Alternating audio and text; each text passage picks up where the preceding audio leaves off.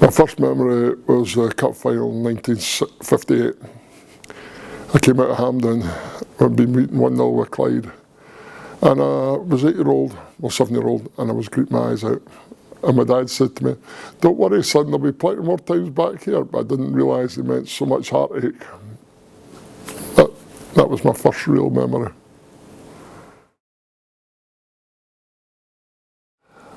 Barcelona game. When Bobby Kinloch went up to take the penalty, the thing that struck me about that game was the silence when he was taking it, and the roar that went up straight after he scored. And that's the thing that made me want to come back and back and back. It's never stopped coming back.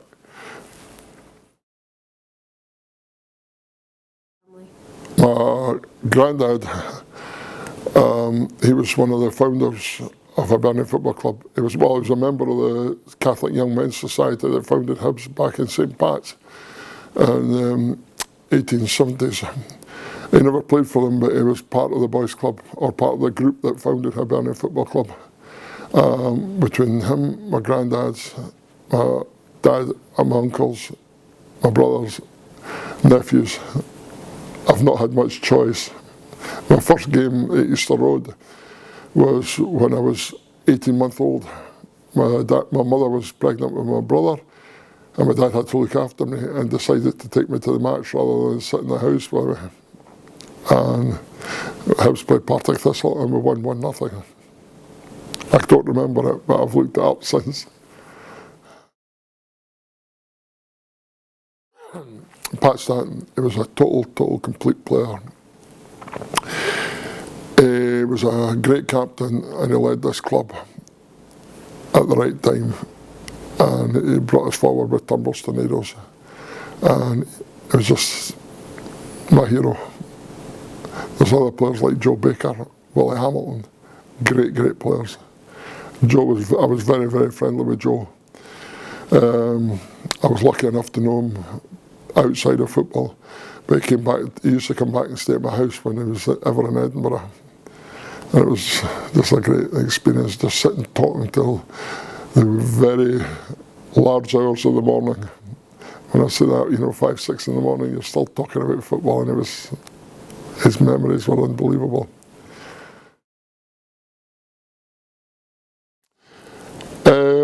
The fact that I hardly slept the night before. I went to my bed fairly early thinking it was going to be a long day, which it turned out to be. I was up, showered, dressed, everything, had my breakfast, and I realised it was only 4:30 in the morning. So I had to sit. So I went and watched some videos of Hibs. And it got me right in the mood for it. I came round here and we met up with the rest of the board. We got on the bus going through to Hampden, and I was so confident. Don't ask me why. I was just so confident we were going to win it. I knew. I honestly believed that was our day, and it was just a totally surreal. And right up until the final whistle. When David Gray scored, I just sat there and I was crying so like a wee baby, and I'm a big baby. I was just crying. I was thinking about my granddads, my dad, my uncles, people like Watty Robb, Mick McGee, Maud McFarlane, Bill Alcorn, Lord knows how many other people that I just went through my mind. These people have followed Hibs all their years and never witnessed that. And everybody said, "But we're not there yet, we're not there." But as soon as that goal went in, I knew we would win. They weren't coming back. You could tell with their body language. The Rangers just weren't coming back. And I was so positive and just sat there and lapped up every moment. I didn't feel it. I didn't think it was. And other people said that they felt long. I just thought, no, I just didn't see it happen. I didn't see them coming back. I was so positive, and I knew it was our day. I knew it was our day. I just didn't, it didn't even strike me that they would score another goal. And I'm sorry if that sounds, it's just, you get that feeling, and I just couldn't see us. I mean, when we went to the cup final against Kilmarnock, everybody was nervous. And I says, I'll tell you now, we're going to win easy. We're going to win easy. And people, I says, no, we're going to win. And when the third goal goes in, I just turned around and I says to the group that was with, I told you. But it was, I just knew that day that was something, it was special. It was brilliant. I had 2 glasses of wine the whole day. That's all I had to drink. And I left here about 9:30. And I went home. And I sat and I watched the game twice, the full game, both BBC and Sky. And I just wanted to see it. I just wanted to, possibly because I still thought it was a dream. Even though I was there, I enjoyed it. I just wanted to be, it was an unbelievable experience. I've taken the cup out, approximately 70 different visits. In fact, it could be more than that. The best visits are the people in hospice. I know it sounds very sad, but when you're taking it in and these people are sitting there with a couple of days to go in their life, and they're sitting there and just with a cup and see the smile on their faces, and it was well worthwhile. It made everything worthwhile. It made, the team should be proud of themselves. The club should be proud of themselves. I was only fortunate enough I was in the position to be able to do that. But it was just lovely to see these people's faces. And taking it to the housebound has been great. Taking it to clubs and pubs and schools and that's been great. But you know what? It's the people that can't get up, they can't come to Easter Road. They would love to have been there. They've been Hibs supporters all their days. And because of illness or one thing or another, I mean, it was one person is suffering very, very bad from dementia. And he just looked at it and said, thank you. I never thought I would see this. And it means the world to me. And if that's the only memory I have from the cup, that's enough for me. Winning it, brilliant. Being on the bus, brilliant. Absolutely fantastic, but just to be there and to take the cup to the people that mattered, it really mattered to me. And it was just a fantastic experience. It was just a tremendous experience. That's what the cup was about. Not winning it, not just winning it, not the club having it, but making sure it was out there, making sure people saw it and appreciated it. Because whatever's happened, I mean, I was through a conference last Sunday with the supporters direct, and I was speaking to Rangers and Hearts and St Johnstone supporters. They've all won the cup, but they're jealous. They're so jealous of us, what we did with the cup, what we've done with it, what we've achieved, and how much it meant. And they wish they had done the same. But it's too late because we were first again.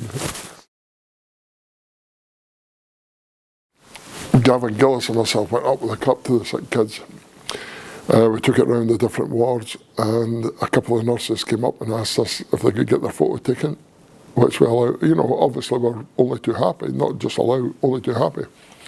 And standing in the corner of the shot, or where the photos were getting taken, was 2 doctors with their white coats on, and they've got the clipboards, and they're standing looking at the clipboards and talking to each other. And they're looking over and looking at the clipboards, and I says, would you like your photo taken with the cup? Oh, can we? And I says, yeah. Off comes the white coats, on with the green scarves, on with one of the doctor took his jersey off and the Hibs strip was underneath, and they got their photo taken. That was such a funny experience. They were too shy to ask. But that's all they come down for. They says, now we can get back to work. But just one of these things. There's a lot of really nice. Some of the kids that we took to schools, they were less than pleasant about it. But you know what? When they're foes, when they were in the class and we got them shouting Hibs, you realise that they just want to be part of it.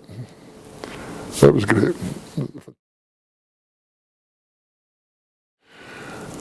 To be re-elected, or to be elected the first time, well, I didn't put myself forward. I still don't know who did, but I was so proud.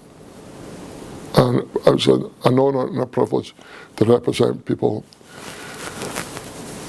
I've hopefully achieved a lot, but I think it's a great move for Hibernian Football Club. The board have taken a bold decision in electing two fans, or allowing two fans to be on the board.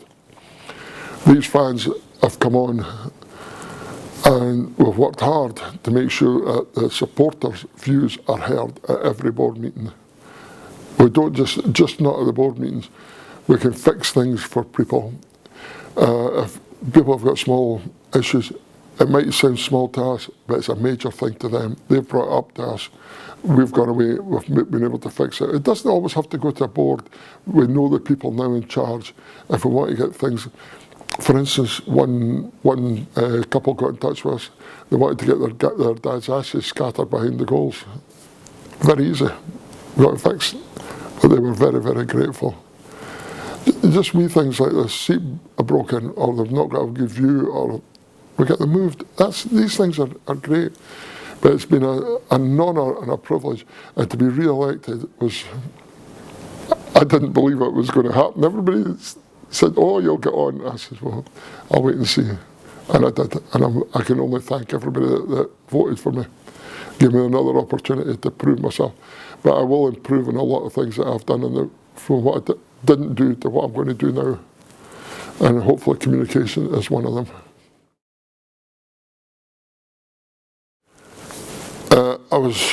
When the Historic Trust was first set up, I was asked along to the meetings. I got involved with it. It is a very, very important part of this club's history, and to keep it alive. History, you're nowhere without history. We always want to go forward, but remember your past. If you don't remember your past, you can't go forward. We've got to learn, and the work that's done by the Historical Trust is phenomenal. You just need to look at the displays and the exhibitions and that, and it's well worth a tour. If anyone's not done it, please do it, because you'll enjoy it. And the work that's done with the Historical Trust is so important to this club, and it must be supported. It should be supported, and let's make sure that it continues, because the people are doing it at the moment, unfortunately, they're not going to live forever, but their legacy should be passed on, and let's hope that it is passed on and kept going. That's why, if you look at one of the most visited places in Britain, the National Museum of Scotland, well, if history wasn't important, people wouldn't go there. People have got to know your history. You've got to know where you come from, so that we can make sure that we can go forward in the future. The fact that I'm back on the board is important, but it's not just about now. And this goes back to the trust. It's not just what's happening at this minute in the club. It's what's happening in 120 and another 140 years' time. Let's make sure that we're still here and we're still a club that everybody can be proud of, the community, and let's keep it a family club.